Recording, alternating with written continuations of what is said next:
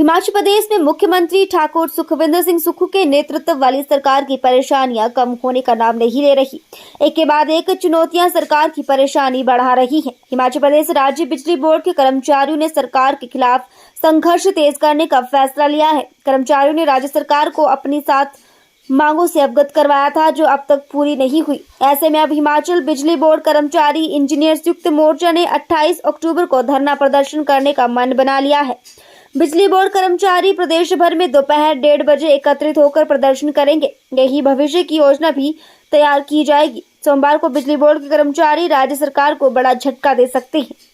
हिमाचल बिजली बोर्ड कर्मचारी इंजीनियर संयुक्त मोर्चा के संयोजक सह संयोजक हीरा लाल वर्मा ने बताया कि संयुक्त मोर्चा की आपात बैठक में राज्य सरकार को अल्टीमेटम दिया गया है। उन्होंने कहा कि बिजली बोर्ड को विघटित कर निजी कंपनियों को देने की कोशिश की जा रही है। हाल ही में बिजली बोर्ड से 51 पदों को खत्म किया गया, जो सरासर गलत है। हिमाचल बिजली बोर्ड कर्मचारी इंजीनियर संयुक्त मोर्चा ने इसके पीछे बिजली बोर्ड को अस्थिर करने की आशंका भी जाहिर की है। सबसे पहले तो मैं संपर्क ये जो 20th का एक्शन है, इसके पीछे घटनाक्रम बहुत सारे रहे हैं और हम ये कहना चाहेंगे कि जो 18 तारीख को ऑर्डर हुए थे उसमें 53 पद इंजीनियर से खत्म किए गए। उसके बाद आपके ड्राइवर के 81 पोस्ट खत्म की गई थी। उसके बाद हमारी सीरीज ऑफ मीटिंग गवर्नमेंट में हुई है, माननीय मुख्यमंत्री से हुई है और आपके सब कमेटी में हुई है। पर हमें कहीं लगा, जो हमारी बैठक हुई सब कमेटी से हुई, कहीं ना कहीं हमें लगा कि गवर्नमेंट ने एक डेलिब्रेट मूव बनाया है कि बिजली बोर्ड के बहुत सारे पदों को खत्म करना है और बिजली बोर्ड के ढांचे को और स्विच करना है। तो कहीं ना कहीं उस करके कर्मचारी में भारी क्रोश है, अभियंता में क्रोश है। इस करके हमें फैसला लेना 20th को पूरी मतलब करना पसंद करेंगे। हम ये कहना चाहेंगे कि इसमें जो आपका 2 इशू जो पहले थे, जिसमें आपका ड्राइवर का और साथ में पोस्ट पब्लिश करने का था, इसके साथ साथ ओपीएस भी आप जानते हो, ओपीएस बिजली बोर्ड में काफी सालों से पेंडिंग है और पूरे स्टेट में जितने कर्मचारी हैं वो एनपीएस के कर्मचारी को ओपीएस में उनको ओपीएस मिल गया है, लेकिन बिजली बोर्ड का लगभग 6500 कर्मचारी ओपीएस से वंचित है। वो भी एक कारण है, उससे भी कर्मचारी में क्रोश है।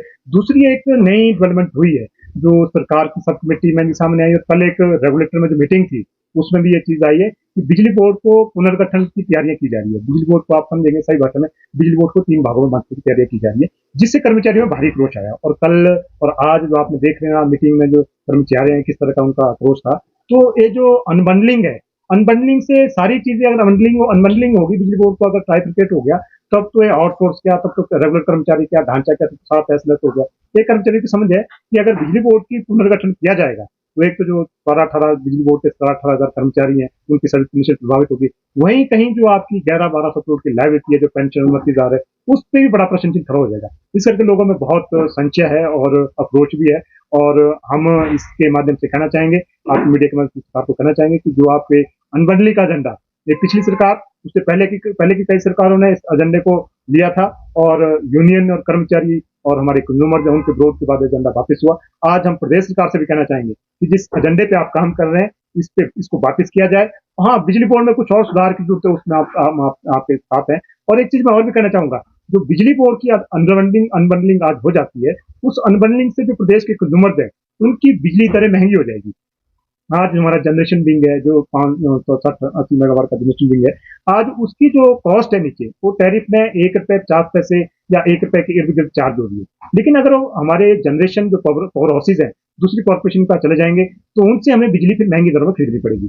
तो अल्टीमेटली ₹3-4 के साथ बिजली आएगी, वो भी टैरिफ में जाएगा। इसके साथ साथ जो आपके बिलिंग चार्जेस, जैसे आपकी ट्रांसमिशन लाइन गई है, यहाँ से हमारे ट्रांसमिशन लाइन पहले भी गई है, उसको हम बिलिंग चार्जेस दे रहे हैं। अगर अभी का ढांचा ट्रांसमिशन लाइन का किसी कॉर्पोरेशन को जाता है तो उस ढांचे में भी वो कॉर्पोरेशन बिलिंग चार्जेस क्लेम करेंगे। तो सारी कॉस्ट कहीं ना कहीं जो प्रदेश के कंज्यूमर है उसके टैरिफ में पास होगी। और हमें मोटे तौर से टेंटेटिव देखें कि अगर आज जो टैरिफ है उस टैरिफ में कई गुना इजाफा होगा, इससे जो प्रदेश के कंज्यूमर्स हैं उनको भी अतिरिक्त बोझ पड़ेगा। तो इस करके हम जो अनबंडलिंग की दिशा में रेगुलेटर और अनबंडलिंग की दिशा में जो प्रदेश सरकार आगे बढ़ रही है, इस पर तुरंत विराम लगाया जाए, ये ज्वाइंट फ्रंट की समझ है और मांग है। तरह का कहना था, लेकिन आप कह रहे हैं ये जो हिडन एजेंडा है, ये तो ट्राइफिकेशन का हिडन एजेंडा है जो नैरेटिव में सेट किया कि एम्प्लॉइज कॉस्ट करके सारे किए जा रहे हैं। आप अगर समझेंगे, आज जो बिजली बोर्ड की जो अपनी पैदावार है उसका हम जो स्टेट की कंजम्पशन है बिजली की, उसमें लगभग 20% बिजली की अपनी पैदावार है। 80% हम बिजली खरीद करते हैं और 80% जो बिजली खरीदते हैं ₹8, ₹7, ₹5 जो भी मार्केट करे तो उस हिसाब से पीते या डिफरेंस से खरीदते हैं। तो अभी जो गवर्नमेंट से कहने पे हम 125 यूनिट फ्री दे रहे हैं। हम क्या कर रहे हैं, अभी जो गवर्नमेंट का जो बिल बनता है उसको रेज कर रहे हैं, लेकिन गवर्नमेंट बोलती है ग्रांट है। तो ग्रांट में आज की डेट में गवर्नमेंट से बिजली बोर्ड को कोई ग्रांट नहीं आ रही है, जो सब्सिडी उनके कहने पे दी जा रही है वही रोल बैक होगी, पहला तो वही है। और सबसे बड़ा जो बिजली बोर्ड के संकट का कारण है वो वही है, गवर्नमेंट उस सब्सिडी को समय पे रोल बैक नहीं कर पा रही है। आज भी 600-700 करोड़ की सब्सिडी गवर्नमेंट के पास है जो नहीं कर पा रही है, उस करके हमें क्या करना पड़ रहा है, हमें बैंक से पैसा लेना पड़ रहा है, महंगे इंटरेस्ट पे लेना पड़ रहा है। तो सारा कारण जो है, जो फ्री बीज है, जो है सब्सिडी दी जा रही है, गवर्नमेंट बढ़िया गवर्नमेंट दे सकती है, वो 300 दे 500 दे, लेकिन जो चैरिटी इंस्टीट्यूशन बिजली बोर्ड 6 महीने तक तो कर सकता है, फिर सालों नहीं कर सकता है। तो गवर्नमेंट का जो सब्सिडी का पैसा रोल बैक समय पे आए तो बिजली बोर्ड की स्थिति अपने आप ही सुधरेगी। और मैं एक चीज और कहना चाहूंगा, सरकार के अपने फैसले में विरोधाभास है। वो जैसे बोल रहे हैं कि आपने इंजीनियर की पोस्ट पे कम करके आप कॉस्ट रिडक्शन करेंगे, पर वहीं कहीं ना कहीं चीफ ऑफिस खोल रहे हैं, सर्कल ऑफिस खोल रहे हैं, जिसमें आपकी करोड़ों की इंप्लीकेशन है। अगर आप फाइनेंशियल मीजर कुछ उठाना चाहेंगे तो आपके जो अपने फैसले हैं उसमें भी आप वो चीजें रिफ्लेक्ट होनी चाहिए, लेकिन वो तो कहीं नहीं। हमने उसका विरोध किया था कि आज कार्यालय की जरूरत नहीं है, उसके बाद खोले, लगभग 18 करोड़ 19 करोड़ का खर्चा बिजली बोर्ड का डाला। तो वहीं जो दूसरी बात कह रहे हैं कि हम ऊपर की पोस्टों को कम करके नीचे की पोस्टें भरेंगे, तो नीचे की पोस्टें भी 10 और 30 पद पिछले साल के प्रूव हुए हैं और गवर्नमेंट के पास फाइल पड़ी है, लेकिन अभी तक 1.5 साल हो गया, वो भी नहीं भरे जा रहे हैं। तो मुझे लग रहा है जो सब कमेटी जो जिस दिशा में काम कर रही है वो ठीक है, क्या नैरेटिव सेट कर रही है, पर हमारी समझ है सब कमेटी का मेन मकसद है, आप उनके पास कोई भी तर्क दे, पर उनका मकसद है बिजली बोर्ड की कॉस्ट रिडक्शन के नाम पे बिजली बोर्ड के जो ऑफिस है उनको तहस नहस करना, उनको कम करना, और बिजली बोर्ड में कर्मचारी की संख्या को कम करना। और नीचे जो आज बोल रहे हैं रिक्रूटमेंट की बात कर रहे हैं, आपको साथी मीडिया के साथी को पता होगा, गवर्नमेंट में एक पॉलिसी आ रही है, आउटसोर्स की पॉलिसी आ रही है, जिसके तहत पूरी भर्तियां गवर्नमेंट में आउटसोर्स पे की जाएगी। आप साथी देखेंगे उसी तरह पे जो नई भर्तियां जो हमारे पाइपलाइन में भर्तियां उसको रोका जा रहा है कि आगे आकर के आउटसोर्स में भरेंगे या कोई नया मैकेनिज्म निकालेंगे। उस पर हम कहना चाहेंगे कि आज जो बिजली बोर्ड में भी है, स्टेट में भी आउटसोर्स का कर्मचारी है, उसके साथ खिलवाड़ किया जा रहा है, क्योंकि उसका फ्यूचर निश्चित नहीं है। हम कहना चाहेंगे गवर्नमेंट अगर इसमें आगे जा रही है, कोई इस तरह की नीति ला रही है, तो उसमें जैसे कोई सर्टन, उसमें कोई ना कोई सर्टन होना चाहिए कि उसका फ्यूचर क्या होगा। जैसे डेली वेज पॉलिसी है कि 3 साल के बाद रेगुलर होंगे, कॉन्ट्रैक्ट की है कि 2 साल के बाद रेगुलर होंगे, उसी तरह की कोई पॉलिसी ला रही है। अगर उस पॉलिसी में कोई फ्यूचर होगा कि उनका फ्यूचर सिक्योर है, तो पॉलिसी को माना जा सकता है। लेकिन अगर जिस तरह की आउटसोर्स की प्रैक्टिस आज है कि आप हायर एंड पास 6 साल के लिए आप सेवा दो, उसके बाद आपको भर भेजा जाएगा, उसका हम विरोध करेंगे, बिजली बोर्ड के कर्मचारी विरोध करेंगे। और मुझे लग रहा है एज संयुक्त कर्मचारी महासंघ में उसका महासचिव हूं, उस फ्रंट पे में इसका विरोध करेंगे जिस पॉलिसी में गवर्नमेंट आगे बढ़ रही है। साथ ही आप एक चीज तो देखेंगे, 2 इशू तुम्हारे है ही है, जो ये आपका 51 पोस्ट है, ड्राइवर की पोस्ट है, और आपका ओपीएस है, जो इंपॉर्टेंट इशूज हैं, बाकी कुछ फाइनेंशियल क्लेम्स है। लेकिन एक चीज आप समझेंगे, अगर ये ढांचा नहीं रहा, मेरा परिवार नहीं रहा, तो मेरे लिए तो सब चीजें खत्म है, फिर तो आपका ओपीएस भी खत्म है, मेरे फाइनेंशियल बेनिफिट कम है। तो जब ढांचे पे ही प्रश्न आ गया, तो उसके लिए तो बिजली बोर्ड का कर्मचारी जनता किसी तक भी जाता, मतलब ब्लैकआउट तक भी जाता। यस, उसमें तो अगर सरकार इस पे पुनर्विचार नहीं करती है, सरकार हमें आश्वस्त नहीं करेगी कि हम इसमें अनबंडलिंग नहीं करेंगे, इसमें आगे नहीं बढ़ रहे हैं, अगर सरकार ऐसा नहीं बोलेगी तो हम किसी भी हद तक आगे जा सकते हो, ब्लैकआउट हो या कोई और एक्शन हो, लेकिन उसमें बिजली कर्मचारी संदिग्ध से तैयारी करेंगे। क्योंकि इसमें अभी तो जो ज्वाइंट फंड का फैसला बड़ा क्लियर है, और मुझे लग रहा है आप साथी जानेंगे, ओपीएस को गवर्नमेंट ढाल बना रही है।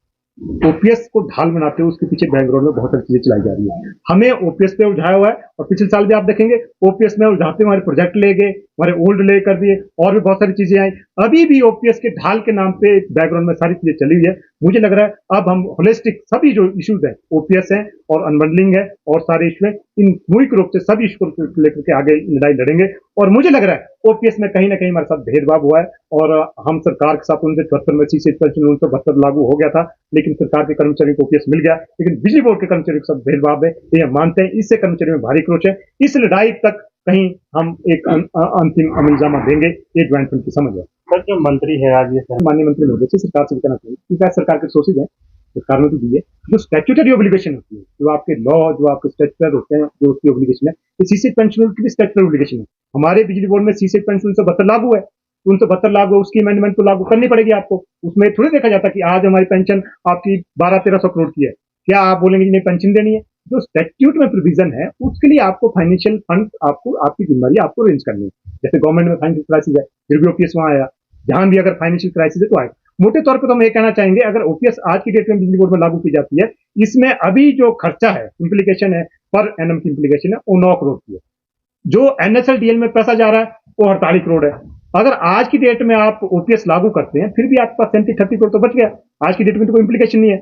तो मुझे नहीं लग रहा है, ये तो सब बहाने हैं जिस तरह से सारी चीजें की जा रही है। एक डिले टैक्टिस है, हो सकता है हम जो मान रहे हैं कि इसको ढाल बना करके बहुत सारे हिडन एजेंडे बिजली बोर्ड में लागू किए जा रहे हैं, ये हमारी समझ है। इस करके ओपीएस की लड़ाई भी हमारी परसेंट पे रहेगी, ये हमारा